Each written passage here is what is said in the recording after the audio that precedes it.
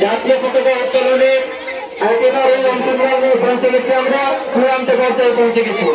এখন ভারতবর্ষের মাটি 1947 সালের এরকম একটি দিনে 15ই আগস্টের দিনে স্বাধীনের তলা লাগাতে ব্রিটিশের নানা রকম ভারতবাসীর উপরে অকথ্য অত্যাচার থেকে ভারতবাসী নিষ্পেষিত ভারতবাসীকে আজকের দিনে স্বাধীনতা মতো সুখ অর্জন করে চলেছে ভারতবাসী।